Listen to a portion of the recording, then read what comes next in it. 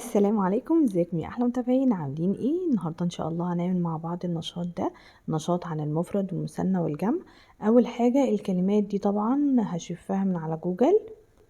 كلمه مفرد ومثنى وجمع بدات ان انا اشوفها من على جوجل على الورقه، وبعد كده همشي عليها بالقلم الفلوماستر علشان تطبع معايا في الظهر وتكون واضحه بالنسبه لي.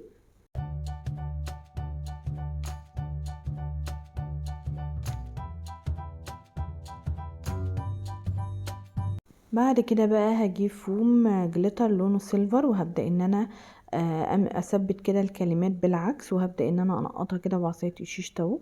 شايفين هي كده واضحة بالنسبة لي جدا.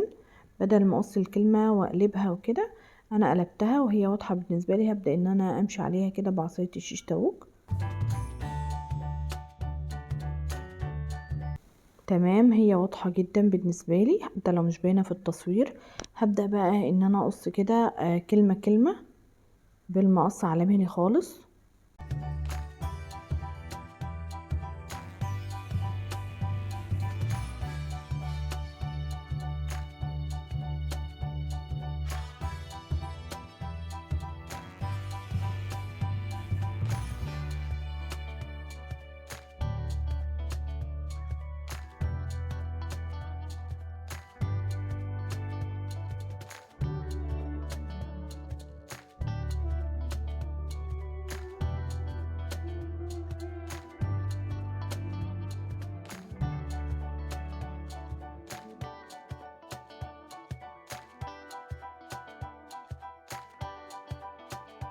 تمام، بكده الثلاث كلمات جهزوا معايا. هبدأ بقى اول حاجة المفرد، هبدأ ان انا اعمل حاجة واحدة. فعلى فوم جليتر لونه اصفر وهعمل دايرة بالشكل ده، وعلى الكرتون هبدأ ان انا اعمل كذا دايرة اهو 4 دوائر. هقصهم وهلزقهم. انا هلزقهم طبعا بالجلو، ممكن مسدس شمع. تمام، هلزقهم بالجلو لان الكرتون الجلو بيثبت عليه اكتر. واخر حاجة بقى بمسدس الشمع كده هبدأ ان انا اثبت الوش الدائري ده. في الجنب طبعا هعمل شريط كده علشان اغطيهم بيه. شريط طولي بقى عرض 1.5 2.5 اي حاجة. كده كده احنا هنغلف بيه بس حواليه كده داير ما يدور، وهنقص الزوايد فمش فارقة. تمام اهو، هقص بقى الزوايد واقفل الشكل معايا.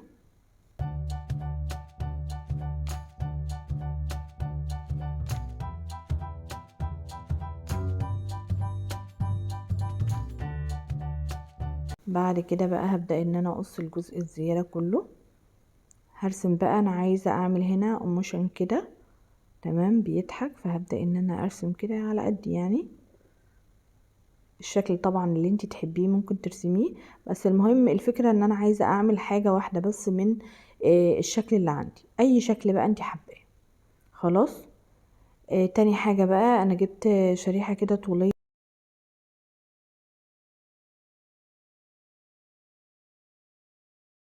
كده. الجزء الازرق او اللبني والابيض طولهم 10 سنتي. هبدأ ان انا بقى الزقهم الفهم كده داير ما يدور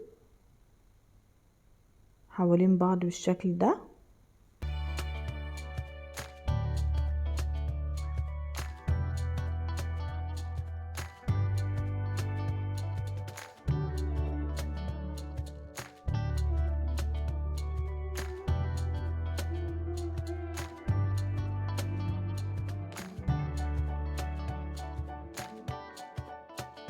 تمام كده الجزء الاول.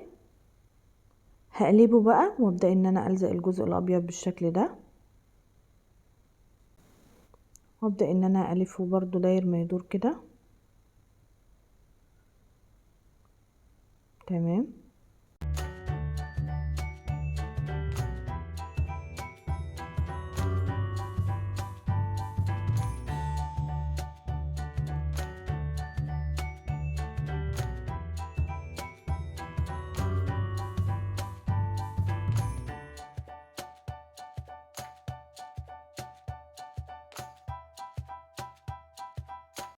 هلزق بقى الجزئين كده ببعض بالشمع واثبتهم كده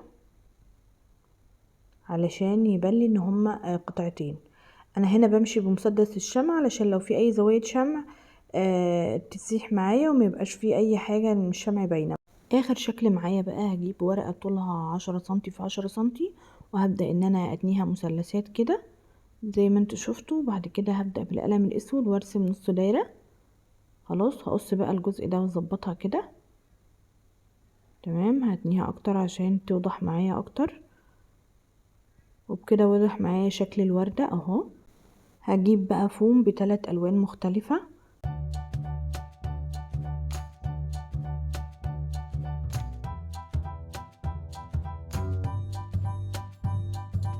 انا هنا عايزة اعمل نشاط الجمع، فهبدأ ان انا اعمل اكتر من 2. هعمل 3 الوان هكرر الواحدة كذا مرة. انا كررت الشكل 4 مرات ونفذتها بالفوم، لان طبعا الوردة تنفيذها صعب بالكرتون. فعملت 4 وردات من الفوم، وهبدأ ان انا الزقهم بالشكل ده خلاص بمسدس الشمع.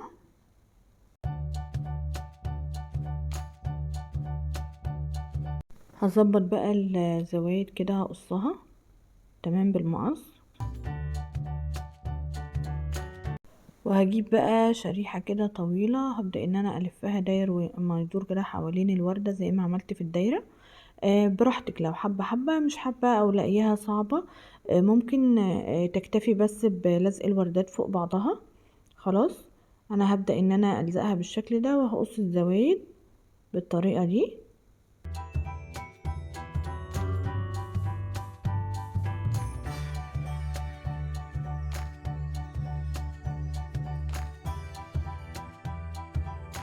علشان بقى شكل الوردة يوضح معايا اكتر، فانا هجيب نفس اللون بتاع الفوم بدرجة اغمق شوية، وهبدأ ان انا امشي كده عليه علشان اوضح شكل الوردة معايا اهو.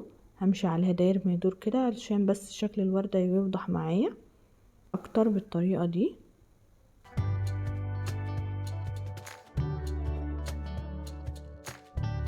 وبكده جهزوا ال3 وردات، وبكده جهز النشاط مفرد ومثنى وجمع.